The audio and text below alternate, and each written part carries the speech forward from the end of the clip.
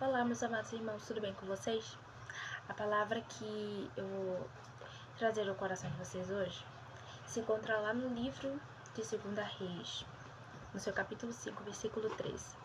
Deus ministrou muito forte ao meu coração, né? Na hora que eu fui dormir, Deus falando assim, né? Anota, anota.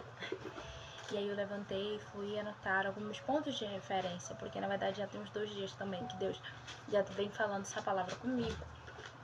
Então, lá no livro de 2 Reis, capítulo 5, versículo 13, vai nos dizer: Então chegaram-se a ele os seus servos, e lhe falaram, e disseram: Meu pai, se o profeta te disser alguma coisa grande, porventura não a farias? Quanto mais dizendo ele: Lava-te e ficarás purificado. Essa palavra é uma palavra muito conhecida, uma palavra muito pregada. E a gente conhece a história de Naamã, que ele era o chefe da guarda, porém leproso. Ele ouve falar sobre um profeta, que através da vida dele muitas vidas eram curadas. Ele vai até Samaria e ele espera ser recebido pelo profeta, que o profeta viesse a impor a mão sobre ele e ele ficaria curado. Só que Eliseu quebra toda a expectativa de Naamã. Eliseu manda o seu servo e fala assim: olha, vai lá e lava-te no Rio Jordão. E Naamã sai revoltado, porque Naamã esperava assim: não, mas eu esperava uma boa recepção, eu esperava que fosse tudo diferente. Ele nem olhou na minha cara. Imagine só, além dele não olhar na minha cara, ele me mandou para esse rio lamacento. Porventura não há outros rios muito melhores, muito mais prestigiados do que o Jordão? Por que o Jordão? E ele sai dali impossível, sabe? Ele sai dali irritado, irado. Mas alguém vai se levantar e vai dizer: olha, o profeta não lhe pediu uma coisa grande e você não quer fazer. Mas se ele te pedisse uma coisa grande, você certamente faria, não faria? E aquilo ali, sabe, despertou a mente de Naamã. Talvez ele tenha pensado: realmente, não é uma coisa difícil. Realmente sou eu que preciso do milagre. Mas será que me custa alguma coisa eu ir até o Rio Jordão e me banhar por 7 vezes? Então, a palavra que Deus ministrou hoje no meu coração é: obedeça nas pequenas coisas. Sabe, às vezes nós estamos prezando por grandes milagres, grandes conquistas, grandes coisas, para que Deus nos use de uma grande forma. Mas às vezes Deus ministra algo no nosso coração, uma coisa simples, e a gente não faz. Uma experiência simples e a gente, sabe, despreza. Às vezes Deus colocou no teu coração para você abraçar alguém e você não abraçou, mas está pedindo para que Deus te use para você profetizar na vida de alguém, que os holofotes volte-se para você. Às vezes Deus mandou você ir até alguém e falar assim: olha, Jesus te ama, mas você tá prezando por experiências maiores, que Deus te leve até os céus e que você veja a rua de ouro, de cristal. Às vezes Deus tocou no teu coração para você olhar com compaixão para alguém, para você dar R$ 1 a alguém e você não o fez, porque são coisas pequenas, e coisas pequenas a gente despreza, né? Eu me lembro de uma vez, numa igreja que eu congregava, e eu limpava a igreja junto com a minha mãe. E eu lembro que a gente estava no ensaio do Ministério de Louvor, e Deus falou assim para mim: começa a empilhar as cadeiras. Eu olhei assim e falei: eu vou empilhar amanhã eu tô aqui, amanhã eu vou limpar. E Deus falou assim: comece a empilhar as cadeiras. E eu olhei para aquele tanto de cadeira, tinha bem umas 120 cadeiras mais ou menos para empilhar.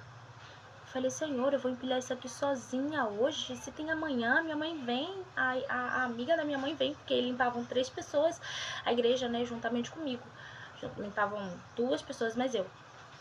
Eu falava assim: não, eu pra quê? Não vou empilhar, não.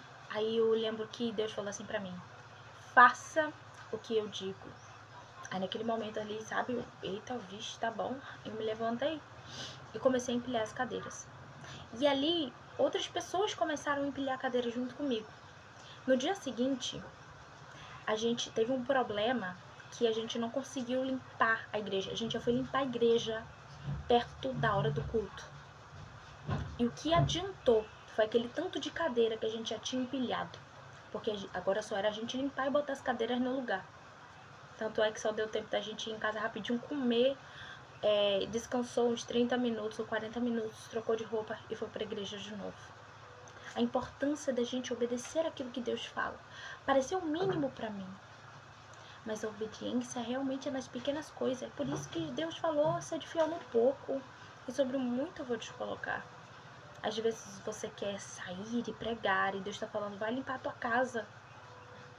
Limpa a tua casa, é teu ambiente, para você administrar bem aquilo que eu coloquei na tua vida.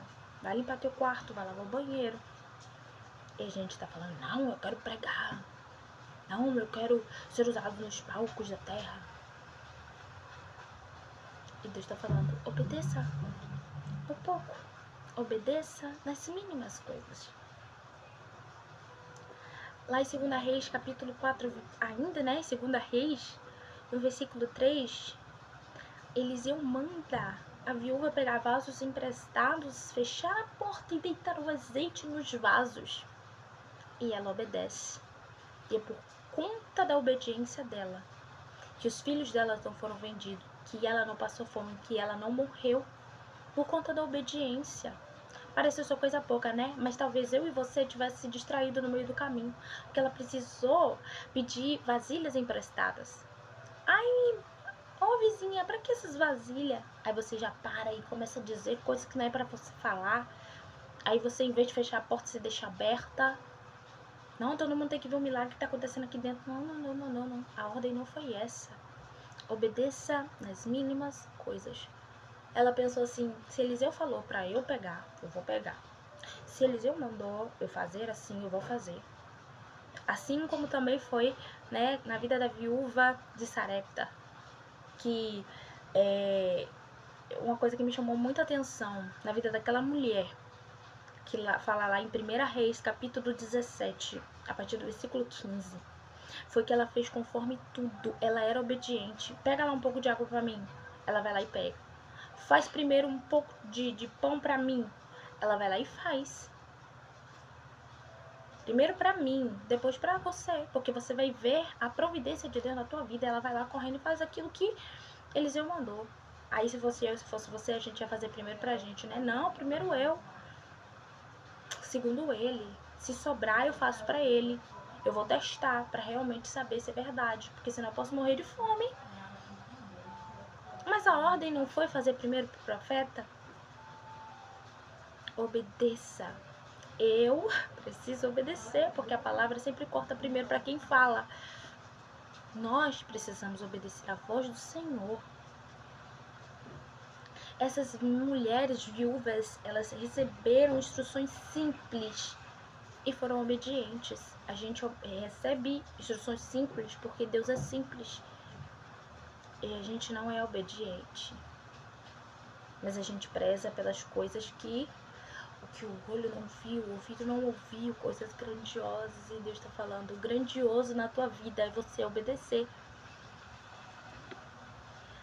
Jesus falou para os seus discípulos, ficai em Jerusalém, até que do alto vocês sejam revestidos de poder. Foi uma instrução simples, mas que precisou ser obedecida. Não era tempo deles saírem, era tempo deles ficarem. E eles obedeceram, eles ouviram a voz de Jesus.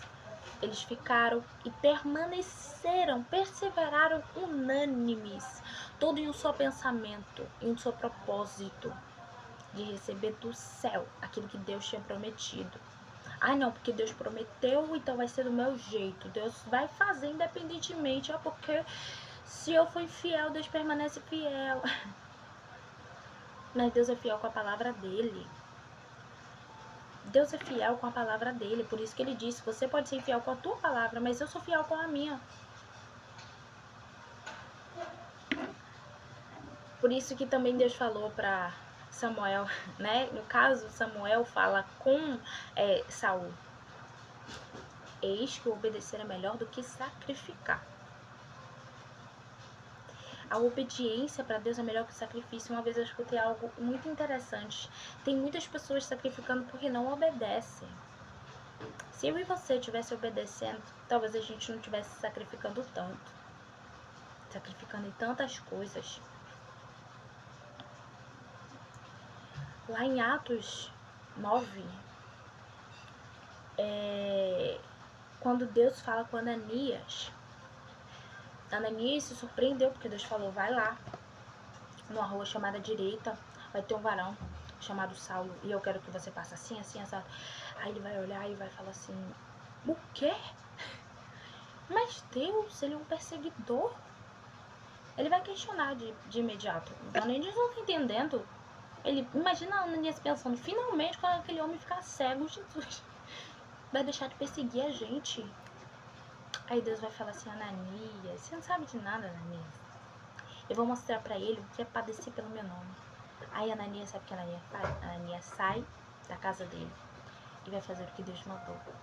E através, por conta do que Ananias fez, olha só o que acontece. Paulo agora já é um convertido, né? Quando Ananias chega lá, Paulo já é convertido. Mas a obediência de Ananias gerou frutos. A obediência de Daniel gerou frutos. A minha obediência gera frutos, a tua obediência gera frutos. A obediência dessas mulheres viúvas gerou frutos. A obediência de Naamã fez com que ele fosse curado. E quantos de nós precisamos obedecer ao Senhor e não estamos fazendo? Às vezes Deus quer que a gente, né, como eu já falei, dê um abraço em alguém, só dê um conselho a alguém, fale uma palavra de ânimo para alguém. Às vezes a gente quer vir trazer espada, quando Deus falou pra mim, pra você: olha, eu quero a palavra de amor. Mas Senhor, ele tá no pecado, eu sei que ele tá no pecado. Sim, mas não é isso que eu quero que você fale. Fala pra ele se arrepender, fala pra ele que eu tô aqui pra ele, fala pra ele que eu sou o pai dele. Mas eu e você quer fazer da nossa forma e preza por experiências maiores. Mas não é assim. Então, que, né, neste dia a gente possa entender que a gente precisa obedecer a Deus nas mínimas coisas. Aquilo que Deus falou comigo, falou com você, obedeça. E aquilo que Deus falar comigo e com você também, obedeça. Então, se você gostou dessa palavra, né, curta, compartilhe, né, para chegar em mais pessoas. Em nome do Senhor Jesus, que o Senhor Deus possa te abençoar. Glória a Deus.